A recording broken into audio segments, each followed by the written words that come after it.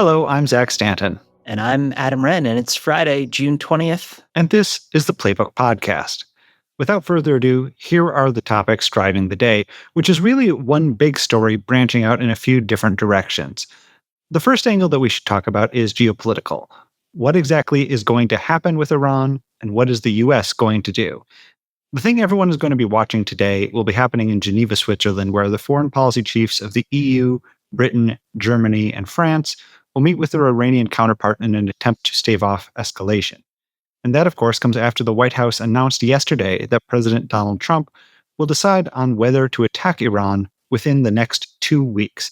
Now, that announcement was read, correctly or not, as the White House easing off the gas pedal a bit and pulling back from the more bellicose tone Trump struck earlier in the week. But there are other ways to see it too. And in fact, the New York Times has a smart story up about how the next 2 weeks being decisive has long been a promise Trump has made on any number of issues, from Iran to tax plans to healthcare policies, etc. Adam, what is your sense of where Donald Trump's head is on all of this at the moment?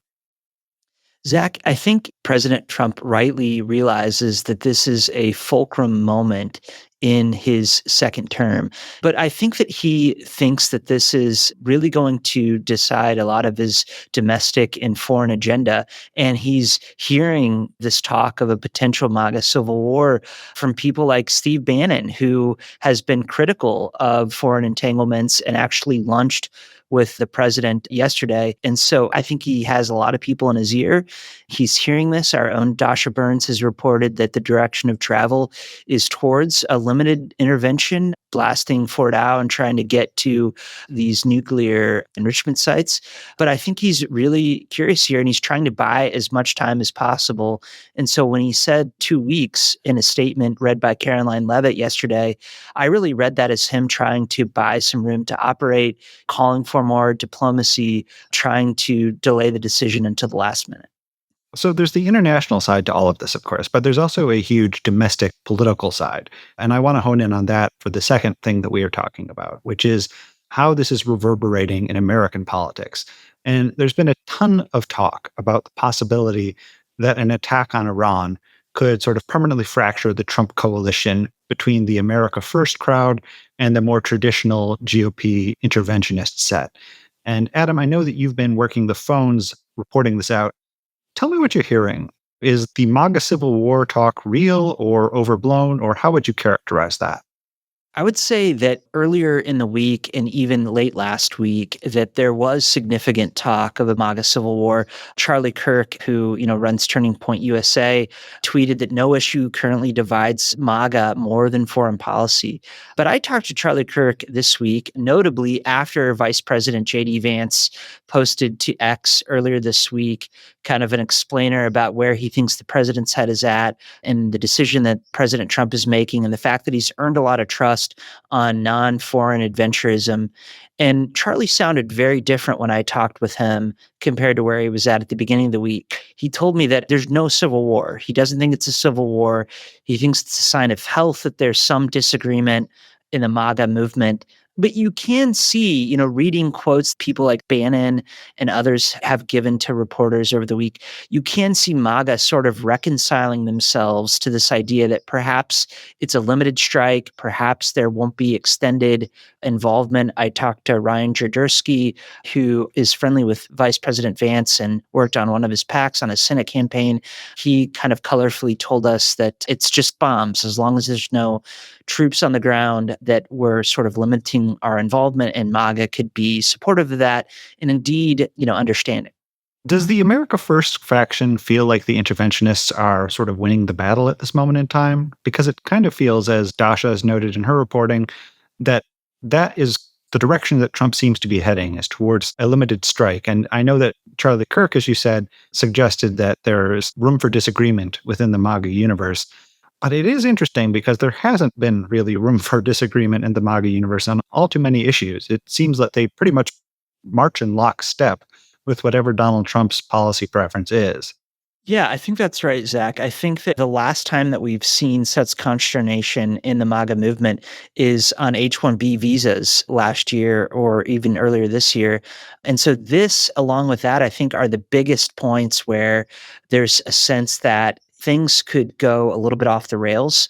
And the second Trump presidency, the administration may not be as successful as they once hoped.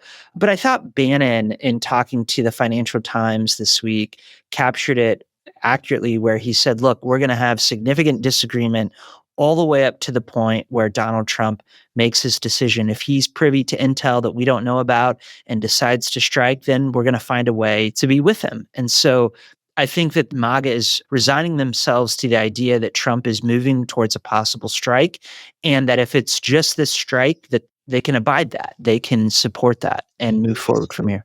Is MAGA more or less on the same page as Bannon on this, or is there sort of a spectrum within the MAGA universe of people ranging from Steve Bannon to Charlie Kirk to Laura Loomer to Marjorie Taylor Greene? Yeah, you have Marjorie Taylor Greene and Tucker Carlson, who are very isolationist and who are non-interventionist here. They're saying we shouldn't do anything here. Tucker Carlson reportedly called Trump and apologized for some remarks he made on his podcast, denigrating a possible intervention in Iran. But broadly, you have like Carlson and Marjorie Taylor Greene. And then you have some more sort of accommodationists, some realists. But it's interesting because in the GOP Senate, you have a lot of muscle memory around being pro-Israel kicking in among people that you would view as traditionally MAGA senators, people like Ted Cruz, who went at it infamously already with Tucker Carlson on his podcast earlier this week. But they're sort of like kicking into sort of the old GOP, where whatever happens with Israel, we do what we can to defend them. There's a lot of hawks in the GOP who are sort of urging Trump. Lindsey Graham among them, a traditional hawk. He wants Trump to act swiftly here. And so I think it's almost like if the old Republican Party is dead, instant roadkill on the pavement is sort of like still moving its limbs. And you're seeing some of that with the GOP Senate, where they're realizing that, oh, the old Republican Party would do whatever it takes to be hawkish on Iran. And they're kind of moving Trump in that direction. And he seems to be receptive to that. One of the other muscle memories that I think is really kicking in here for a lot of people is the war in Iraq, which is sort of looming over all of this as a specter of how things could go poorly if the U.S. decides to intervene and get involved in Israel's war on Iran. The Iraq War's effect on American politics over the last few decades can't really be overstated. For Democrats, it coincided and helped fuel the rise of Barack Obama, certainly in the 2008 primaries over Hillary Clinton. And it fuels a lot of the distrust that centrists have been on the receiving end of from the left, and that the left has also aimed at the Washington consensus. The Democratic Party's whole posture towards foreign interventionism has really changed as a result of the war in Iraq. There's a lot of skepticism about it, even when the interventionism is sort of couched in altruistic phrases and altruistic reasoning about the spread of democracy or standing up for individual liberties and human rights. It doesn't have the same salience that it perhaps did in the end of the Clinton administration. But we see that today from folks like Congressman Ro Khanna, who is on this week's episode of The Conversation with our colleague Dasha Burns. And there's a clip out about it this morning where he's talking about this. And you can find that on youtube.com/Politico, if you don't mind a little plug there. The full episode is out on Sunday. But Adam, Ro Khanna is widely seen as someone with 2028 ambitions. Does this suggest to you that Iran could become a sort of central issue for the Democrats, especially in the 2028 conversation? Or how do you think that through? Yeah, I think certainly it could be. And it could be the same for the Republican primary as well, assuming there is going to be one in 2028. But I mean, you have major administration figures in the cabinet, people like Tulsi Gabbard, people like J.D. Vance, both of whom served in Iraq. Tulsi Gabbard served roughly 12 months, and J.D. Vance served about 6 months, both on the ground there. And those were profound transformational experiences for both of them. It led both of them, even though they find themselves on somewhat different sides of this issue, to be less interventionist. And I think it's particularly interesting that Gabbard, in some ways, there's speculation that we report this morning that she's sort of getting to the other side of Vance in this policy debate in the possible run-up to her own 2028 presidential bid. Her folks declined to comment on that to us, but she is sounding the alarm as kind of a peacenik here. Vance, who doesn't seem to want to be involved in an extended foreign war, is giving Trump a little bit of room to operate based on his ex post earlier this week. So I think both for Ro Khanna on the Democratic side and other Democrats and on Iran, there will be a lot of room to debate and operate this issue. I think Iran and our involvement will inevitably end up as another litmus test for candidates who want to claim the future of their party in 2028.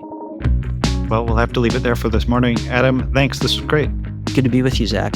And that's all for today's show. We have much more news and analysis in today's Playbook newsletter, which you can find at politico.com/playbook. We'll be back next week. Have a great weekend.